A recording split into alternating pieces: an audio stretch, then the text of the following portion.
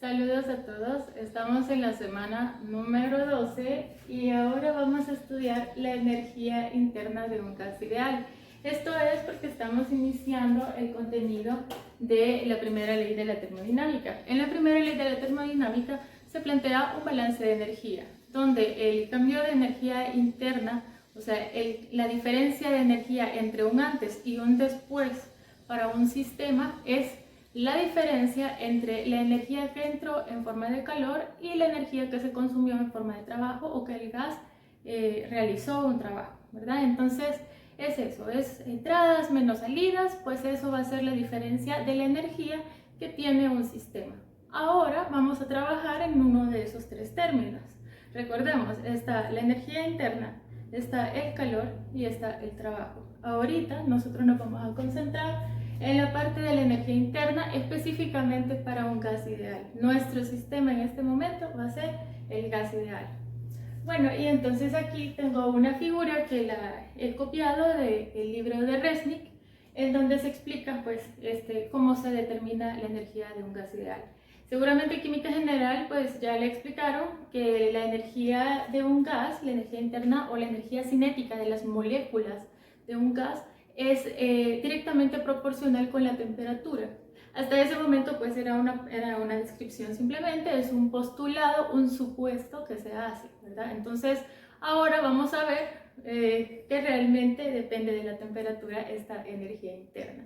Aquí dice energía interna, es la energía que está almacenada, y esta energía almacenada las moléculas del gas la utilizan para moverse. Entre más rápido se mueven, quiere decir que tienen más energía interna. Entre más lento se mueven, pues entonces tienen menos energía interna. Ahora, es muy difícil pues perseguir una molécula y medirle su velocidad y medirle también su masa. Bueno, con la tabla periódica podríamos arreglárnosla para poder sacar la masa de una molécula, pero la velocidad, perseguir esa molécula y medir la velocidad es difícil.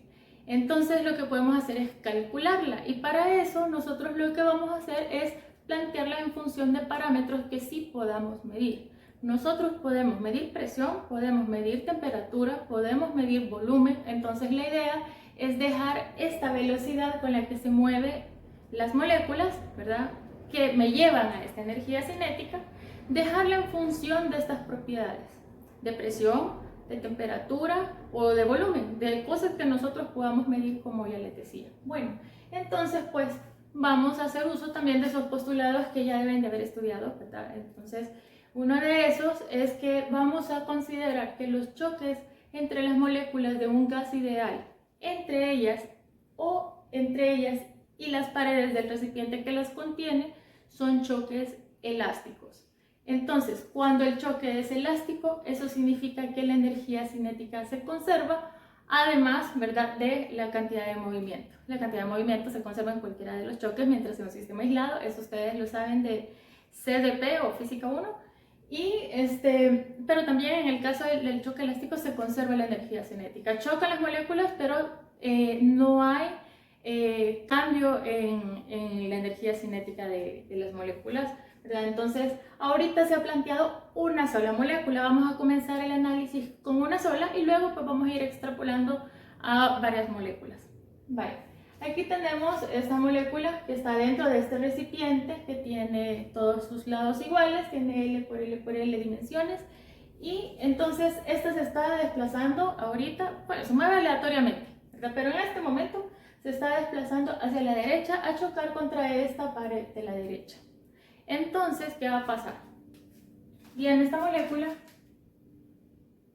con esta velocidad Vx. Esta es la vista lateral de esta pared, ¿verdad? Va a llegar aquí. Lo pongo así punteado porque esto va a suceder después, ¿verdad? ¿Y qué pasa?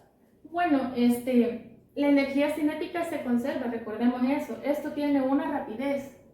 La pared forma parte de este sistema. Ahí se está dando el choque, la colisión. Pero ¿qué pasa? La pared no se mueve, ni antes ni después. Entonces, si no le cambia la energía cinética a la pared, tampoco le va a cambiar la energía cinética a esta molécula.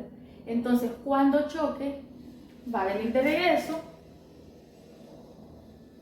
Me quedó de diferente tamaño el vector, pero debería, bueno, lo voy a hacer, lo voy a tratar de hacer como debería.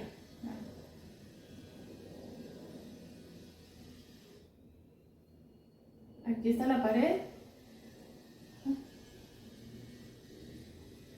Con una rapidez Vx también, lo único que ahora apuntando en sentido contrario, ¿verdad? Entonces, de este modo, la misma masa y la misma rapidez, tanto para la partícula como para la pared, antes y después del choque, entonces se ha conservado la energía cinética. Eso lo sabemos porque estamos suponiendo que el choque es elástico, y en los gases ideales, esa es una de las idealizaciones que se hacen. Entonces, ya tenemos esto. Ahora, lo que vamos a hacer es plantear la fuerza que le hace esta molécula a esta pared. ¿Y por qué lo vamos a hacer? Bueno, como les decía, ahorita estamos trabajando con una molécula, pero luego vamos a incluir el resto de las moléculas que conforman el gas. Y entonces, ¿qué pasa? Fuerza entre área, eso es presión, y eso sí lo podemos medir. Entonces, por eso nos estamos yendo por ese camino, ¿verdad? Para que tengamos una idea. Entonces, vamos a calcular la fuerza que hizo esta molécula hacia esta pared. Entonces, vamos a ver. Esta fuerza es una fuerza impulsora.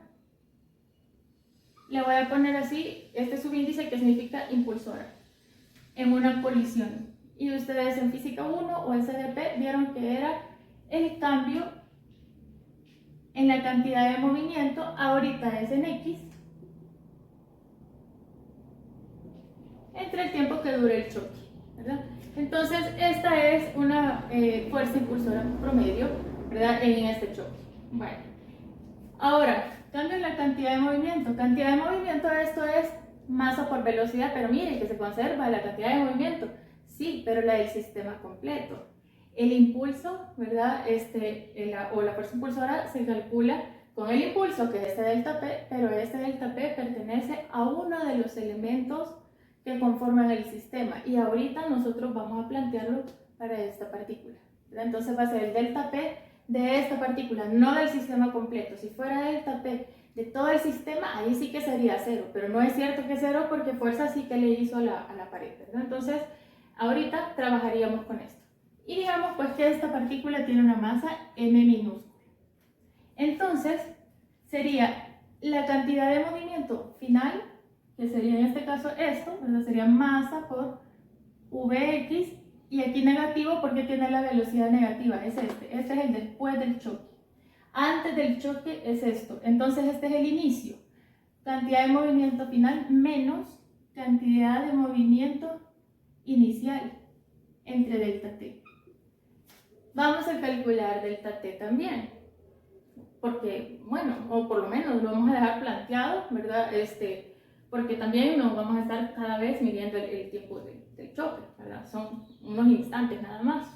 Ahora, en los gases ideales se supone, hay tantas moléculas en el recipiente, ¿verdad?, que esta choca, se despega de aquí y en ese momento llega otra y hace otro choque con la misma fuerza, de modo que la presión es uniforme todo el tiempo.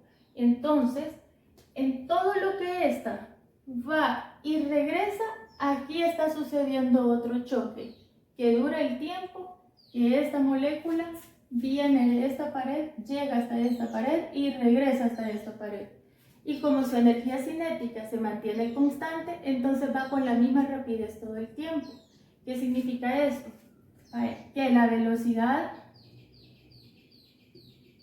de esta molécula, ¿verdad?, ahorita sería en X, ¿verdad?, es igual a distancia sobre tiempo, ¿verdad? Lo vamos a hacer así porque es constante, porque se está conservando la cantidad de energía cinética, ¿verdad? Entonces va para acá una distancia L, viene de regreso otra distancia L, entonces recorre una distancia 2L en la cantidad de tiempo que hay una molécula haciendo un choque aquí. Pero si todos los choques vamos a suponer que duren lo mismo, pues entonces esto dura delta T, que es este mismo delta T que está aquí abajo, ¿verdad? Entonces de aquí lo voy a despejar.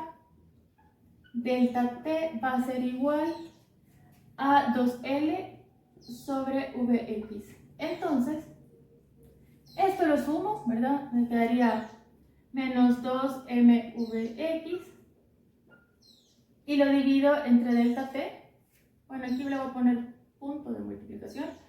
Entonces lo divido entre delta T, entonces sería 2L sobre Vx, y aquí se cancela el 2, y entonces me queda que es menos masa por velocidad en x al cuadrado sobre L. Ahora, esta fuerza impulsora tiene un signo negativo. ¿Qué significa esto? Esto significa para dónde apunta la fuerza. Según esto, ¿verdad? Hemos tomado positivo para la derecha y negativo para la izquierda. Esto quiere decir que esta fuerza impulsora apunta para la izquierda. Entonces, eso quiere decir que esta fuerza impulsora que hemos encontrado es la fuerza que la pared le hizo a la partícula. Es la fuerza normal que le hizo cuando chocaron, la fuerza de contacto. Pero a nosotros no nos interesa qué presión le va a hacer la pared a las partículas. Nos interesa saber la fuerza de las partículas distribuida en esta superficie para sacar la presión que hacen estas moléculas. Entonces, no necesito esto. Esta fuerza es de la pared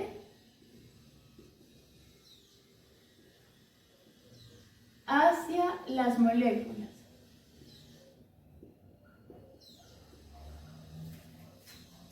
Entonces, ¿qué vamos a hacer ahora? Bueno, vamos a aplicar tercera ley de Newton. Vamos a aplicar tercera ley de Newton. Que si esta pared le hace una fuerza a esta partícula, pues esta partícula le va a hacer una fuerza igual y en sentido opuesto. Entonces, la fuerza impulsora que hacen las partículas va a ser la misma pero con signo cambiado.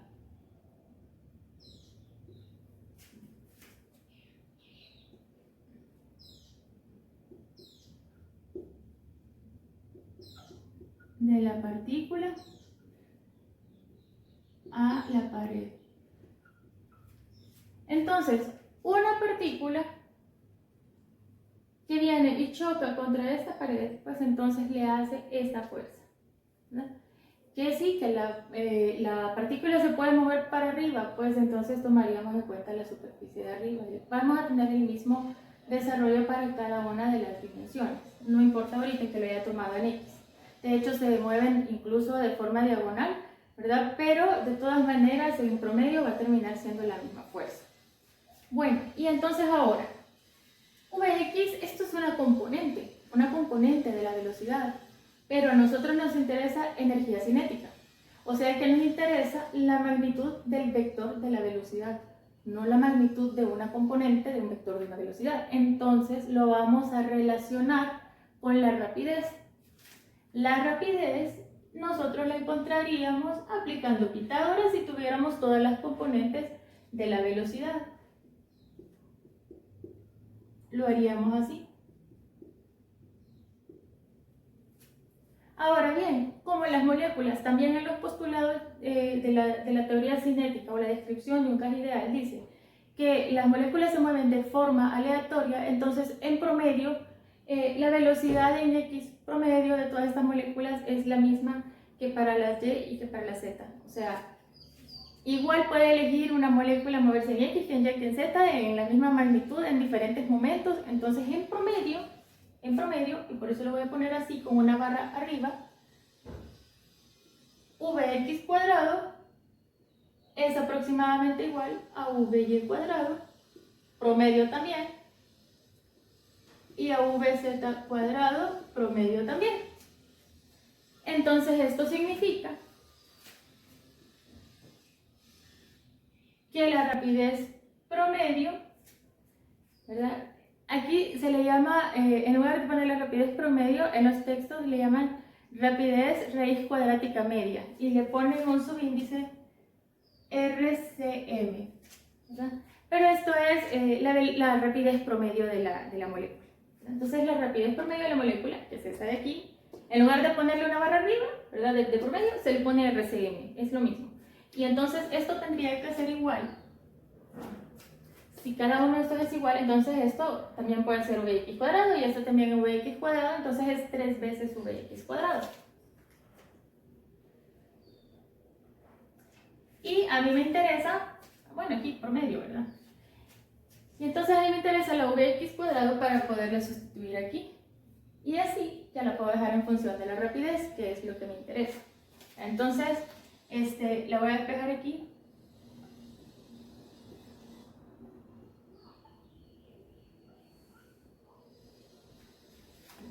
Me queda así.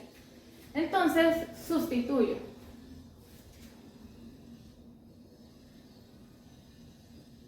Y aquí le voy a poner fuerza impulsora total, porque ya voy a incluir a todas las moléculas. Entonces sería 1/3, porque voy a hacer aquí la sustitución. Y como voy a incluir todas las moléculas, aquí voy a poner N por M. N, el número de moléculas.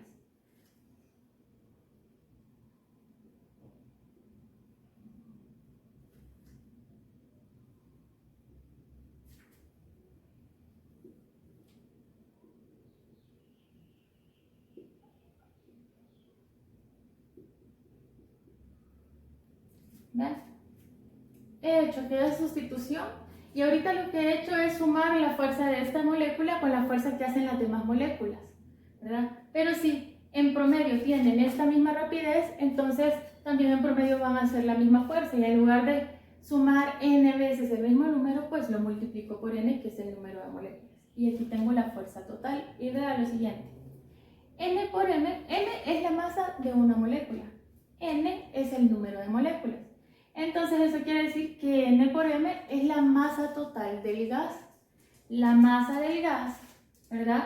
Y aquí tenemos L, ¿verdad? Que es una de las dimensiones que aparecen en el cubo. Ahora voy a sacar la presión. Como ya tengo la fuerza total, ahora lo voy a distribuir entre la superficie.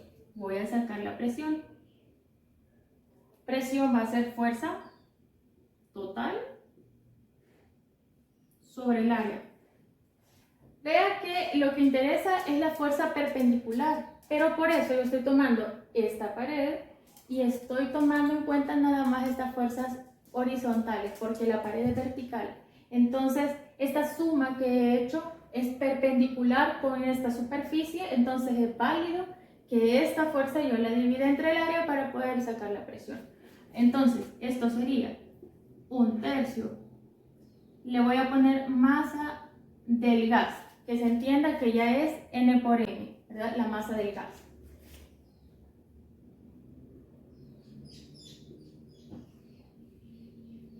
Aquí hay una L y luego pues como vamos a dividir entre el área, ¿verdad? Que es L por L, me quedaría L cubo aquí abajo. Masa del gas entre L cubo es masa entre el volumen del recipiente, o sea que esta es la densidad del gas.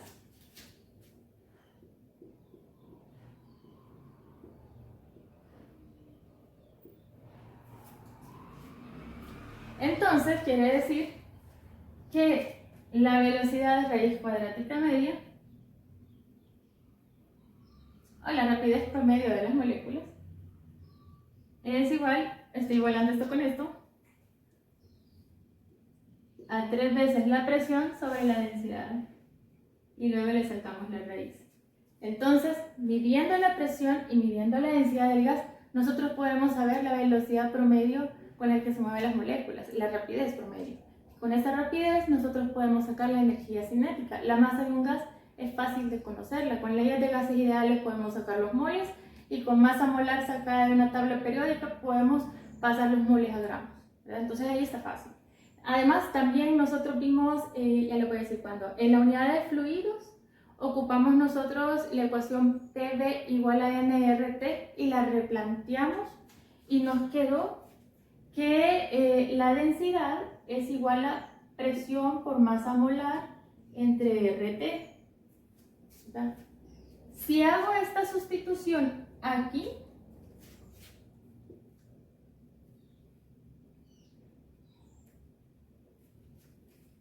entonces me quedaría raíz de 3p y en lugar de ρ voy a poner esto.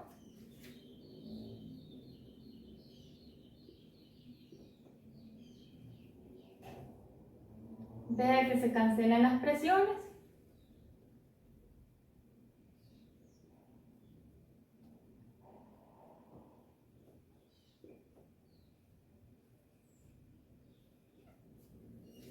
Y aquí esta parte es bien importante porque ahí podemos ver nosotros cómo la rapidez promedio de las moléculas depende únicamente de la temperatura. Eso es bien importante. Y entre mayor sea la temperatura del gas, más rápido se va a mover. Y ese es uno de los postulados que usted estudió en química o en una descripción de los gases ideales, ¿verdad? Cualquiera que usted encuentre, postulados de la teoría cinética, descripción de un gas ideal. Usted va a encontrar que dice que la energía cinética de las moléculas del gas o que la energía interna del gas es directamente proporcional con la temperatura. Y es que la energía cinética lleva esto al cuadrado. Entonces esta raíz desaparece y me queda algo que es directamente proporcional con la temperatura, ¿verdad? Entonces aquí ya está demostrado bastante bien. Vaya, ahora que si depende de la presión, que si depende de la densidad, lo que pasa es que aquí estas son redundantes, ¿verdad? En realidad no depende de la presión, depende de la temperatura. Depende de la temperatura, la velocidad con la que se mueven las moléculas, ¿verdad? Esa es velocidad traslacional. Vale. Ahora continuamos. Voy a borrar la parte de arriba.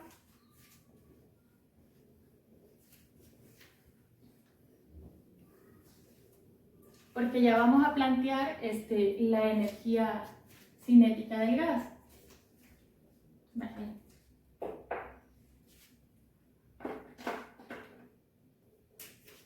Entonces, la energía cinética del gas,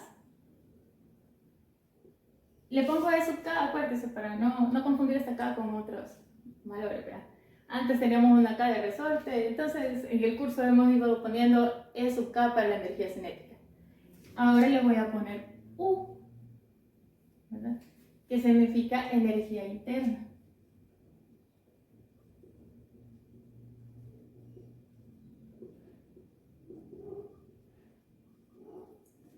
Estas moléculas se mueven internamente en el gas, ¿verdad? Entonces es energía almacenada que las moléculas están utilizando para moverse. La misma energía cinética de todas estas moléculas es la energía interna. Entonces esto es 1/2 de la masa del gas por la velocidad raíz cuadrática media al cuadrado. Y entonces esto es, al sacar esto al cuadrado, ¿verdad? Entonces me va a quedar solamente la parte de adentro. Entonces me va a quedar 3/2, este 3 es este de aquí, la masa del gas, esta masa molar es esta de aquí, masa sobre masa molar, ustedes saben que estos son los moles del gas.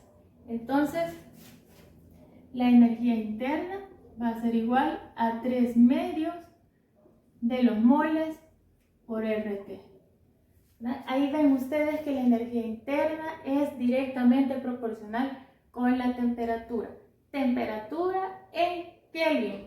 ¿Por qué? Porque hemos ocupado, mire, ecuación de gases ideales. Jamás se les va a olvidar que esta temperatura en Kelvin. Una diferencia de temperatura, o sea, una resta de temperaturas en Kelvin y en Celsius dan lo mismo, pero una temperatura puntual como esta no le va a dar lo mismo en Celsius que en Kelvin. Así que mucho cuidado. Esto es la energía interna. Si yo quisiera calcular el cambio de energía interna en un proceso, entonces lo que haría es U final menos U inicial. Y como estos primeros valores son constantes, entonces solamente me quedaría 3/2 de NR por delta T. O sea que si la temperatura no cambia, delta U es 0. Y no es que no tenga energía interna, es que no ha cambiado, ¿verdad? Esto es energía interna, este es cambio de energía interna. Y se los aclaro porque depende de lo que nos estén preguntando, pues vamos a ocupar, ¿verdad? Esto es energía interna.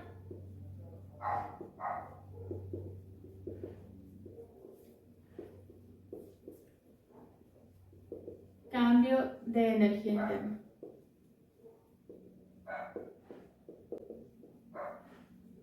para un gas ideal. Hemos ocupado ecuaciones de gases ideales, hemos supuesto cosas que son nada más de gases ideales, así que esta ecuación para sacar energía interna solamente lo puedo ocupar en los gases. Bueno, y esto no termina aquí. Esto voy a aclarar en este momento que es para un gas monoatómico. Estas ecuaciones que acabo de poner aquí son solamente para gases monoatómicos. Aquí lo voy a poner.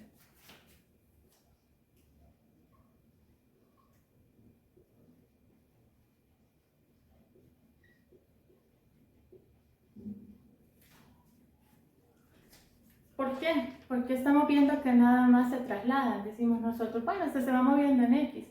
¿Qué pasaría si se mueve en Y? No importa, ¿verdad? El mismo análisis.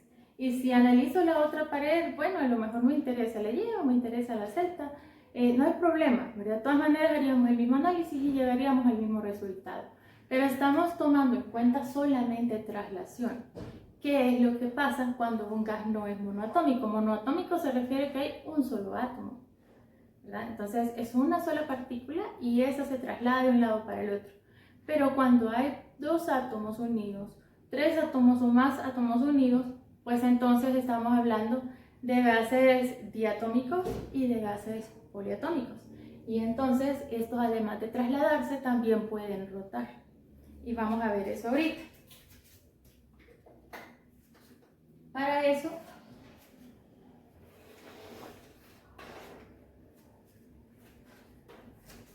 aquí tengo yo un cartelito para no tardarme escribiendo el enunciado. Tenemos nosotros el teorema de equipartición de energía.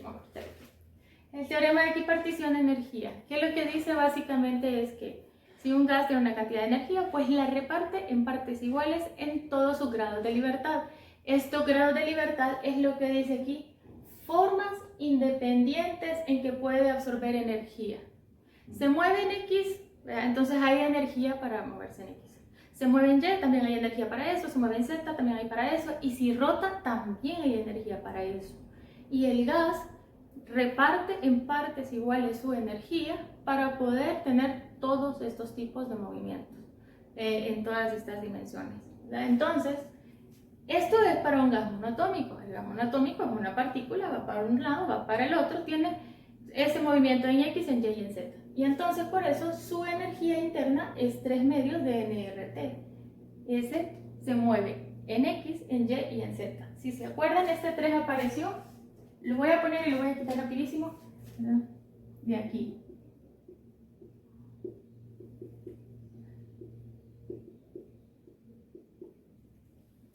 Un grado de libertad, 2 grados de libertad, 3 grados de libertad, ¿verdad?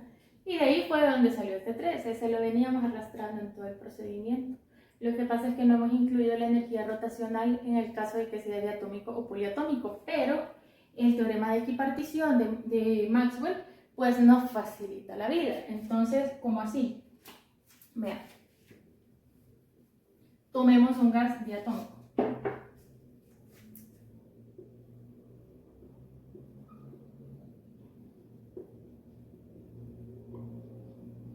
Esto quiere decir que está formado por 2 átomos. Por ejemplo, puede ser hidrógeno, puede ser nitrógeno, oxígeno, etc. Estos son gases diatómicos. Pueden ser iguales o diferentes. También, para que haya uno diferente, y voy a poner aquí otro ejemplo, monóxido de carbono, etc. Vean, son 2 átomos. Si hay 2 átomos, entonces lo que pasa es esto. Aquí está el eje X, Y, Z. Y entonces estos 2 átomos, por ejemplo, caen sobre este eje. Si caen sobre este eje, sí, la molécula, esta distancia de aquí para acá es el enlace químico. ¿Ya? Es el enlace químico. Entonces, digamos que estas 2 moléculas, así como que fuera una de estas varitas de cachuporrista, ¿verdad? Entonces la puede tirar para un lado, la puede tirar para el otro, pero también puede rotar. Entonces, nosotros tenemos que sumar la energía cinética translacional, que ya la tenemos, más la rotacional. Pero dice el principio de equipartición que se reparte parejo, que si la energía se reparte parejo entre todos los grados de libertad. Vamos a ver cuántos grados de libertad hay. Se mueve en X, en Y y en Z. Vamos a ver, energía cinética. Va a ser 1/2 de masa por Vx cuadrado, más 1/2 de masa por Vy cuadrado, más 1/2 de masa por Vz cuadrado. Y si no me cree, saca el factor común 1/2 de la masa y va a ver que lo que le queda es Pitágoras y le queda el cuadrado de la rapidez, ¿verdad? Le queda la velocidad de RCM. Entonces, aquí hay 1, 2, 3 grados de libertad y además puede rotar alrededor del eje Z, puede rotar alrededor del eje Y. Alrededor del eje X puede rotar, pero la inercia sería 0, porque no hay ninguna distancia entre sus partículas y el eje de rotación X, suponiendo que el eje X fuera un eje de rotación. Entonces, tiene estos otros 2 grados de libertad. Hay que sumarle la energía cinética rotacional alrededor del eje Z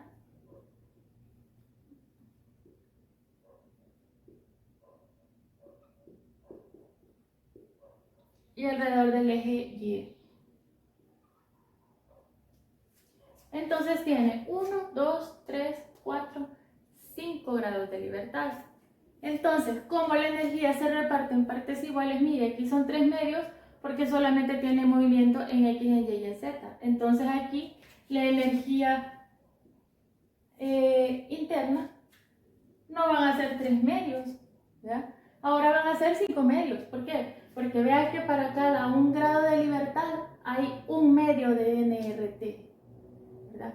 Aquí hay 3 grados de libertad, el movimiento en X, Y, en Z, y entonces para cada uno de ellos hay 1 medio de nRT de energía, y por eso el total da 3 medios de nRT. Entonces, si aquí hay 5 y para cada uno de ellos hay 1 medio de nRT, entonces ahora son 5 medios de nRT.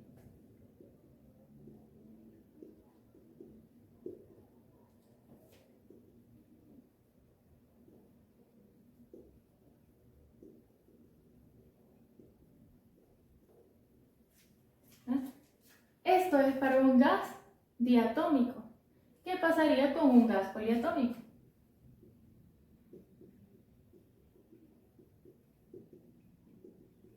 Esto es de 3 o más átomos.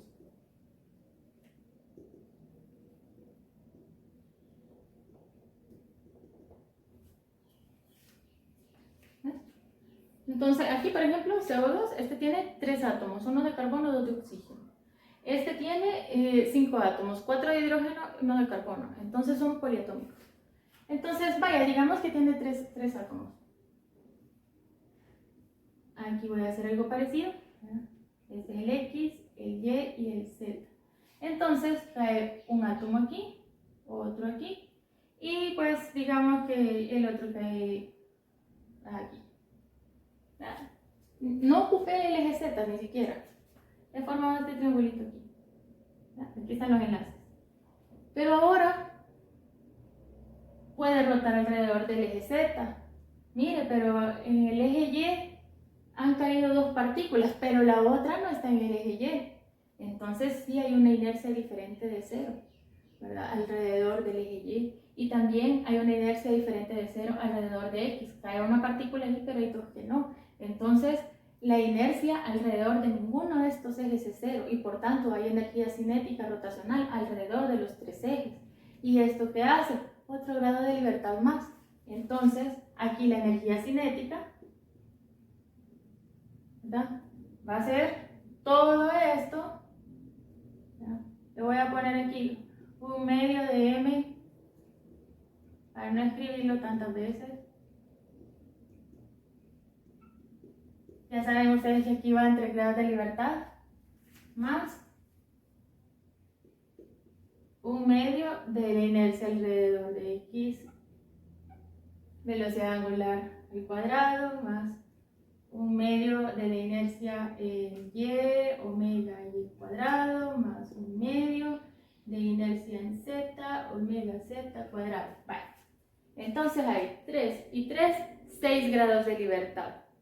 Si para cada grado de libertad hay 1/2 de nRT de energía, entonces ahora van a ser 6 medios de nRT. 6 medios, eso es 3 nRT. Entonces la energía interna para un gas poliatómico va a ser 3 nRT, porque tiene 6 grados de libertad.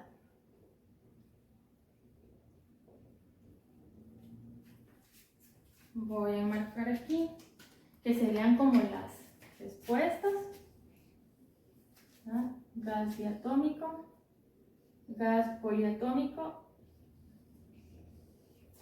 ¿verdad? Y aquí ya dice que es gas monoatómico, ¿verdad? Luego si quieren hacer el cambio de energía interna, pues es lo mismo, ¿verdad? Para el gas diatómico 5 medios de NR delta T y aquí 3 NR delta T, y con eso sacaríamos el cambio de energía interna en un proceso cualquiera, ¿verdad? Entonces, pues esto sería la explicación teórica de la energía interna de un gas ideal. Espero que haya sido de ayuda. Vamos a tener también un video sobre un ejercicio resuelto. Gracias por su atención.